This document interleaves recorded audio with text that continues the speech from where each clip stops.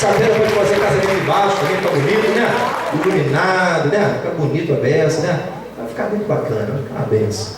Então é isso aí, gente. Vamos para a palavra de Deus. Deus, ele já tem falado conosco. Eu fico observando aquilo que Deus está falando através de cada ministração de louvor. A pastora estava aqui dando orientações sobre dízimo, oferta. E tudo aquilo que já foi dito nessa noite, se você tiver percebido a voz de Deus, tem a ver com essa mensagem que a gente vai estar falando hoje aqui com os irmãos. Amém? Queridos, já botei já o texto, né? Deus me deu esse tema, a direção que nos traz o resultado. Existe uma direção que nos traz um resultado em nossa vida. E Jesus, ele veio apontar esse caminho. Jesus, ele veio apontar essa direção, trazendo para ele mesmo, apontando para si mesmo, dizendo em João 14,6, ele diz: eu sou o caminho, a verdade e a vida, e ninguém vem ao Pai a não ser por ele. O artigo é definido, é o caminho, a verdade e a vida. Então Jesus, ele aponta para ele mesmo. E quando Jesus, ele faz esse apontamento, na verdade, ele é a própria palavra, como diz lá em João. No princípio era o verbo estava com Deus, o verbo era o próprio Senhor. Então a palavra de Deus é o próprio caminho que Jesus tem para realizar algo em nossa vida de maravilhoso. Ele veio para nos dar uma vida com abundância. Só que eu preciso dar credibilidade naquilo que ele diz ao meu respeito. Então, queridos, eu botei até aqui algo aqui para começar essa mensagem. Eu queria que você refletisse sobre isso aqui que eu coloquei antes de a gente entrar na mensagem. Eu botei assim: queridos, muitos de nós agimos por nossas emoções, pelas nossas razões ou sentimentos, aparentemente fazendo a coisa certa, porém sem resultado. Você já se pegou como um filho de Deus, como uma mulher de Deus? Pode sentar, amados, em nome de Jesus. Você já se pegou, aparentemente você fazendo a coisa certa, porém sem resultado algum. Você como servo de Deus, como homem de Deus, você minha irmã como uma serva, mulher de Deus, você fazendo algo, mas seguindo a sua emoção, o seu pensamento, a sua razão, você realiza alguma coisa, ainda que aquilo ali não seja um pecado aparente. Eu vou abrir aqui aspas e falar um pouco sobre isso. Ou seja, não é nada imoral que você está fazendo, não é nada ilegal aquilo que você está fazendo, porém não te traz ou não te trouxe nenhum resultado. Você por algum momento já passou, refletiu sobre isso? Você como um homem de Deus, mulher de Deus, que está debaixo de uma promessa, e você ali talvez, através de um impulso, tomou uma decisão pela sua emoção, mas aquele posicionamento não tem nada de moral, não tem nada de ilegal, porém não te trouxe nenhum resultado. Alguém já sentiu isso na sua vida? Não? Não? Então isso aconteceu isso comigo uma vez. Você realizar algo, aparentemente não é pecado, não é imoral, não é ilegal, você não está transgredindo uma lei de Deus, não é algo que você vê que é um pecado, mas no final não te traz resultado algum. Pelo contrário, às vezes o resultado é um dissabor, é tristeza, é angústia, é frustração. Às vezes muitos se pegam até mesmo numa depressão, porque praticou algo, foi impulsionado a fazer uma coisa, acreditou, depositou as suas fichas, porém não trouxe nenhum resultado. O sentimento é como você nadar e morrer na praia. Eu acho que todos nós aqui presentes, se usarmos de sinceridade, você já passou por isso. Queridos, entenda bem uma coisa: se você não teve nenhum resultado, você concorda comigo que você não acertou o seu objetivo, o seu alvo que você esperava? E pecado também significa isso. A Bíblia fala que pecado, um dos seu significado, significa errar o alvo. Pecado, irmão, é muito mais além do que prostituição, do que idolatria, do que adulterar. Isso é pecado? Sim. São chamados pecados cabeludos. Mas quando eu erro o alvo, a palavra pecado significa exatamente isso: errar o alvo.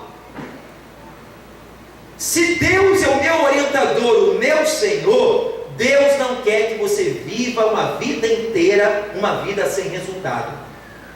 Deus quer que você tenha uma vida de sucesso. Ele fala que por meio desse caminho chamado Jesus Cristo, nós somos mais que vencedores. Que por meio dele, ele nos fará triunfar sobre todas as coisas. E sobre essa verdade, convido você a abrir Lucas, nesse momento, versículo 1 ao 9. Olha como é que funciona exatamente isso. Lucas, capítulo 5. Todos acharam? Evangelho de Lucas, capítulo 5. Ligou aqui, filho? Para mim, não. Máquina não. Ah, tá. E aconteceu que num determinado dia, Jesus estava próximo ao lago de Genezaré, e uma multidão o espremia de todos os lados para ouvir a palavra de Deus. Você vê que as pessoas se reúnem. Aonde Jesus estava, ali uma multidão, para quê? Qual era o propósito? Ouvir a palavra de Deus. Mas você entende que somente você ouvir a palavra de Deus, isso não te dará muitos resultados na sua vida? Ouvir a palavra é parte do processo. Muitas vezes ficam curiosos, na expectativa daquilo que Deus vai ministrar em relação à minha vida pessoal, em relação ao meu casamento, em relação às minhas finanças, em relação ao meu ministério. Ficamos na expectativa, ficamos ali, o que Deus vai falar, talvez nesse culto, nessa noite, o que Deus tem preparado. Vamos lá nos reunir para ouvir a palavra de Deus. Mas se eu somente sou um ouvinte e não praticante, como disse Tiago, de nada eu vou alcançar. Então aqui essa multidão chegou. No versículo 2, a Bíblia me diz que Jesus, ele observou, fala assim: Jesus está te filmando. Jesus tem observado a minha vida e a sua vida. Você pode ter certeza disso, irmão. Tudo aquilo que você passa, tudo aquilo que você vive, tudo que acontece com você, Jesus está nos observando. E ele fala: ele observou junto à beira do lago 2 barcos deixados ali pelos pescadores, que, havendo desembarcado, cuidavam de lavar as suas redes.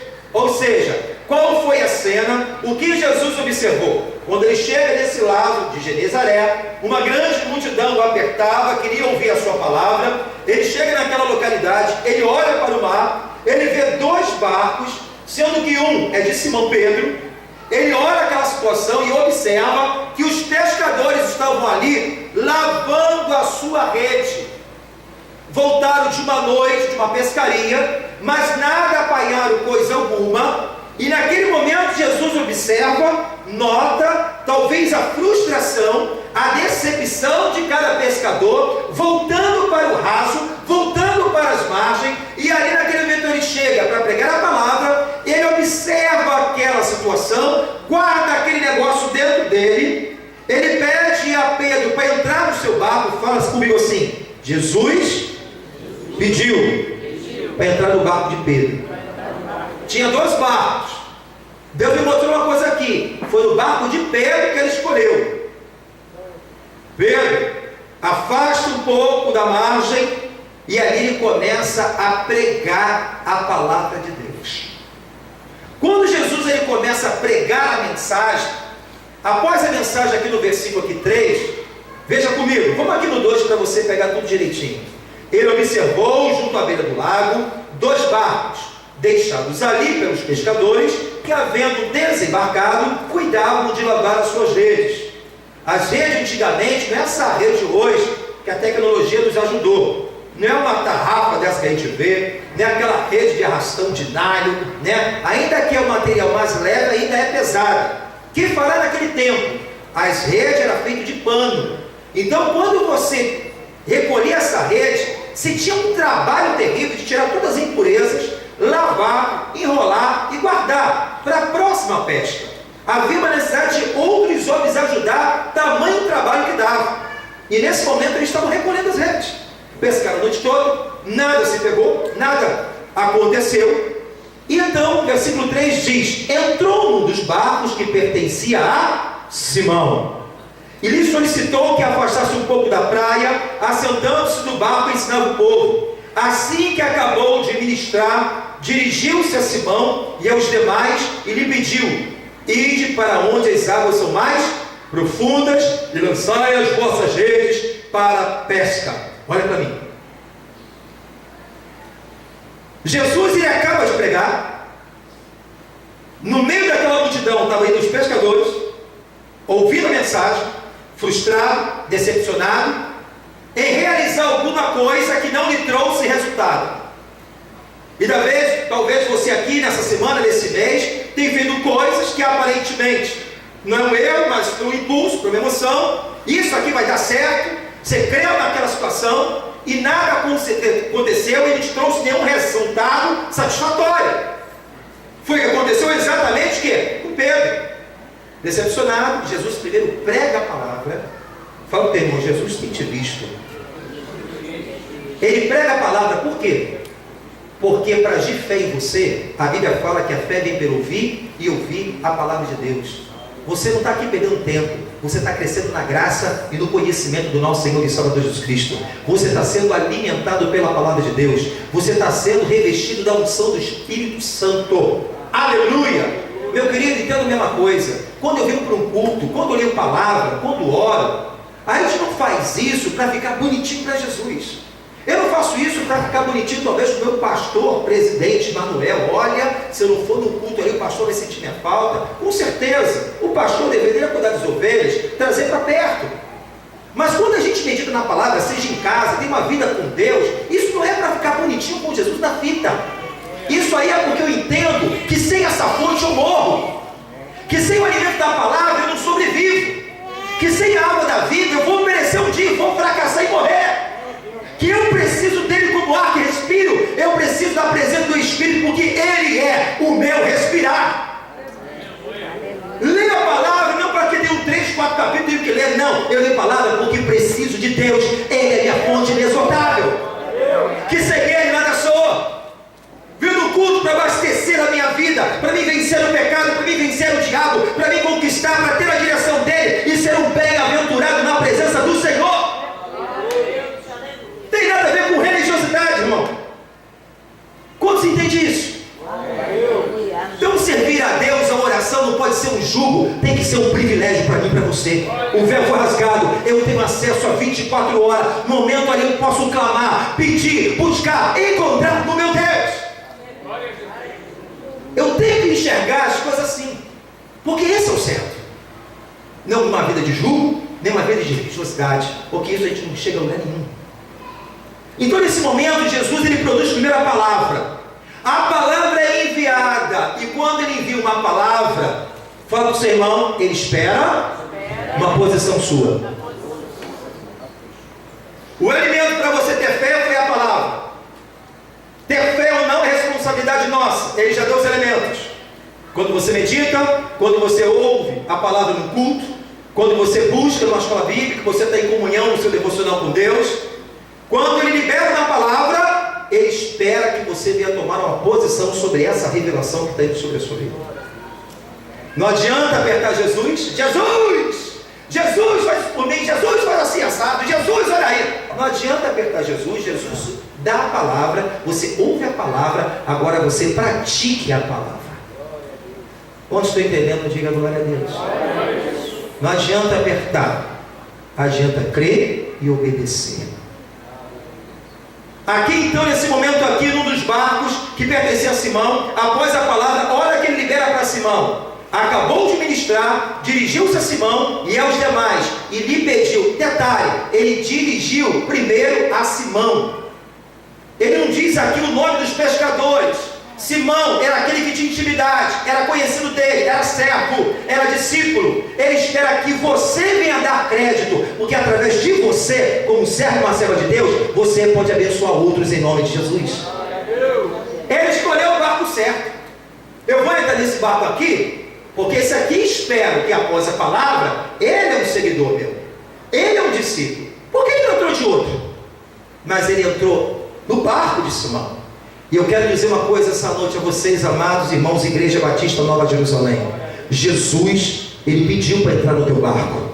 Ele pediu para entrar no teu barco, não é para dar um rolê com você ou fazer um passeio. Ele veio para participar e ser o capitão da sua vida em nome de Jesus.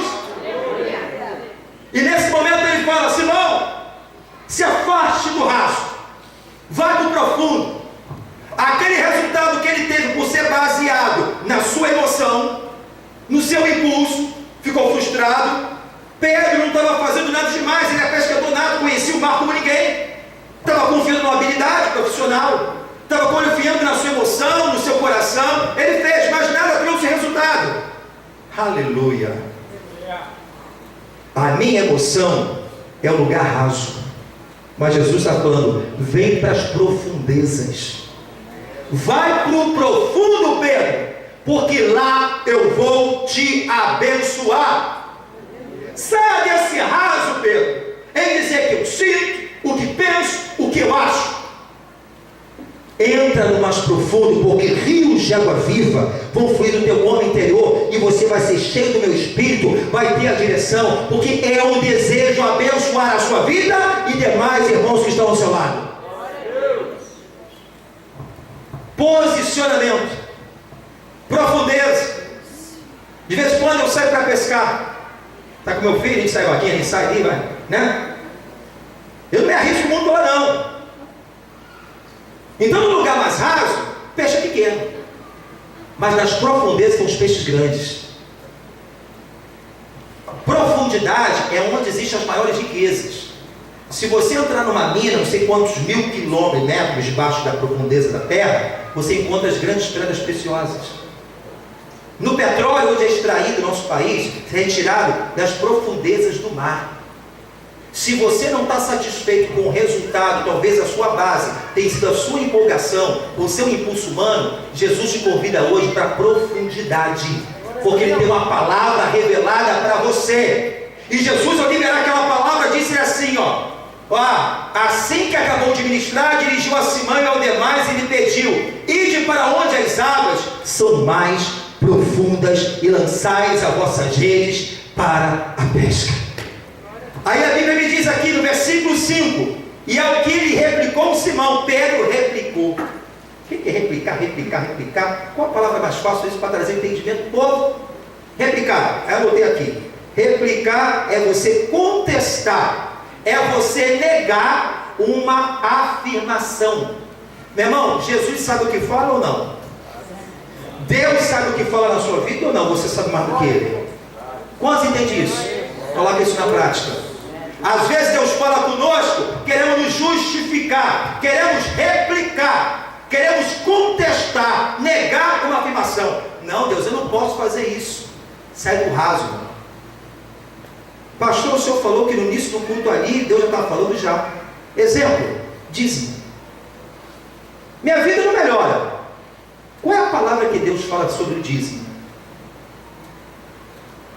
Ah, pastor, eu dou. Não dou 10%, você não dou 5%. Você está enganando o pastor? Você está enganando a Deus. Qual é a palavra? A tua alma replica. Se eu der isso, eu não tenho. Se eu for fiel aqui a Deus, vai faltar para mim. Você está vivendo na alma, está no raso. Deus está falando: vem para dentro. Vem para dentro. Quem te sustenta, Deus sabe o que está falando, irmão. Entra para dentro, vai para as profundezas, porque lá você terá uma pesca maravilhosa. Deus liberou, pediu a Pedro, deu um sinal, uma revelação. Qual era agora o papel de Pedro? Dizer: olha, eu vou replicar, eu vou contestar. Jesus, você conhece muito de marcenaria, mas eu sou pescador. Conheço de Nazaré, estava aqui, se mata com a palma da minha mão. Não é boa ideia, Jesus? Eu a noite toda pescando, estou enfadigado, estou enrolando a rede, o trabalho todo que eu tive aí, estou frustrado, não somente o que aconteceu, mas os pescadores, o mar hoje, Jesus não está para peixe. Quantos estão entendendo, meu irmão? Se for a situação, ou a pessoa se conforma e entra num processo de aceitação, então Jesus libera uma palavra dessa e está revelando a você: se afaste da margem, mergulhe nas profundezas, se afaste dessa frustração, se afaste da carnalidade, se afaste daquilo que você pensa, do que você acha, e obedeça àquele que tem o poder de operar o milagre na sua vida, em nome de Jesus. Se afaste do leotismo, se afaste do pessimismo, se afaste da murmuração e entre na profundeza das águas. Aleluia. Quando eu vou lá pescar, eu pego uns peixinhos mal que tem, eu dou de braço, fico bem ali da vida. Aí eu quero chegar os caiqueiros lá de longe, eu pego desse tamanho, eu falo, tem vergonha, bota na geleira, bota na geleira, bota na geleira. Mas os caras o quê? Tem que ir lá, meu irmão. Você lembra de Ezequiel 47?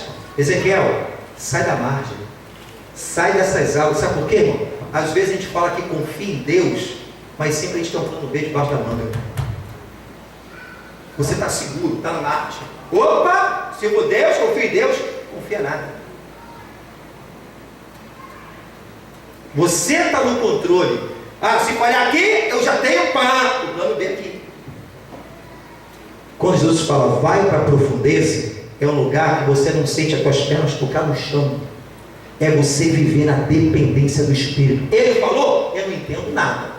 Eu não vou consultar minha habilidade, eu não vou consultar minha razão, nem meu sentimento, porque é falho. Eu fiz uma vez passada, não cheguei a resultado nenhum. Eu prefiro confiar naquilo que Deus diz. Quando estou entendendo, diga glória a Deus. O que aconteceu, irmão? Olha só. Ao que lhe replicou Simão, mestre, tendo trabalhado, começou aqui a se justificar, tendo trabalhado durante a noite toda, não pegamos nada. Todavia, diga comigo, todavia, na sua pode estar assim, entretanto, fala para o irmão, na vida do crente, você tem que passar pelo todavia, você tem que passar pelo entretanto, de você parar de considerar só aquilo que você pensa e considerar aquilo que Deus diz a você. Tem pessoas que nem chegam no todavia, só fica para trás. Já desisti, parei mesmo, acabou, já dei na toalha na lona, bati no tatame. Deus está falando, muda a posição. Você quer vitória? Quer mudança? Eu tenho vida abundante para dar, Jesus disse. Mas você precisa crer e tomar posse em nome de Jesus. O que ele diz, eu me submeto. A irmã Cristina está falando aqui do dizimar, outras coisas a mais que a gente pode colocar nesse contexto. O que repreende o devorador, meu irmão, não é a sua oração e nem o seu jejum. O que vai repreender o devorador é a sua submissão à obediência da palavra. O crente que ora, jejua e não obedece, o devorador está solto na sua vida. Quantos estão entendendo? Orar faz parte? Sim. Fortalece, te dá intimidade, jejuar? Amém. Mas se não resistir, que submeta a Deus, resistir o diabo e fugirá de vós. Tem pessoas anos na igreja vivendo um terror espiritual. 10 anos que já estou orando, eu não fico a aumentar, 10 vezes mais jejum, é 10 horas de oração.